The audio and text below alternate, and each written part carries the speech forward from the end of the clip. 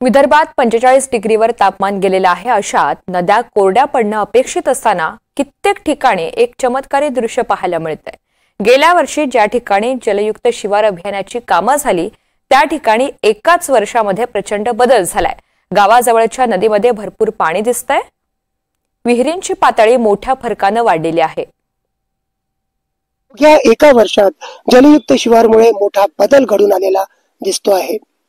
पावसाळ्यात पूर येण्याची किंवा जमिनीची झीज होण्याची भीती आता कमी झालेली आहे।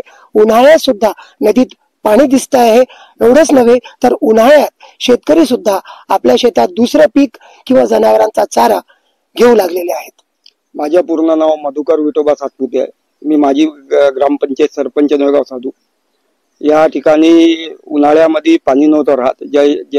जलयुक्त शिवारच्या माध्यमातून आम्ही खोलीकरणाची कामं घेतले आणि खोलीकरणाच्या कामामुळे या ठिकाणी पाण्याची पातळी पण वाढली। या ठिकाणी पक्षी प्राणी राहत नव्हते। आता पाणी राहिल्यामुळे पक्षी प्राणी पण दिसतात आम्हाला आणि जवळ या एरियाचे सौंदर्यीकरण पण झालं आहे त्यामुळे कामामुळे। आणि महत्त्वाचे म्हणजे या एरियाच्या पाणी पातळी 30 ते 35 फूट खोलीवर होतं। आता 15 ते 16 फुटावर पाण्याची पातळी आली आहे। चौथी गोष्ट एक, आमच्या इथं 24 घंटे पिण्याचे पाणी पण नळ योजनेला मिळतो यामुळे। आणि ते पूर्वी नव्हतं, ते त्याआधी नव्हतं। मी योगिता रेखचंद सावरकर, सरपंच वंडी खुर्द येथे। या गावामध्ये आधी खूप ड्राय झोन मध्ये चालू होतं, म्हणजे खूप पाण्याची पातळी पुष्कळ कमी झाली होती आणि पिण्यायोग्य सुद्धा पाणी नव्हतं। जी योजना झाली जलयुक्त शिवार, त्या योजनेअंतर्गत आमच्या विहिरीची पातळी खूप चांगल्या प्रकारे वाढली, 2 किंवा 3 मीटर अशी। आणि आता नळाला पण स्वच्छ पाणी आणि 2 टाइम पाणी येते, त्यामुळे गावातील लोक खूप आनंदी आहेत।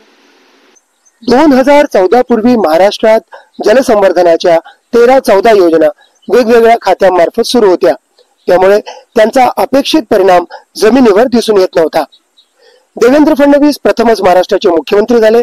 त्यांनी या सर्व योजना एकत्रित आणल्या, एकाच यंत्रणेखाली आणल्या, त्यांना शास्त्रीयतेची जोड दिली आणि त्यांना अभियानाचं स्वरूप दिलं। त्यामुळे आज भर उन्हाळ्यात 45 डिग्री तापमान असलं तरी गावोगावी हे असं दृश्य दिसून येत आहे। नागपूर जिल्ह्यातील दिग्गलवाडी येथून संजय तिवारी, NDTV मराठी।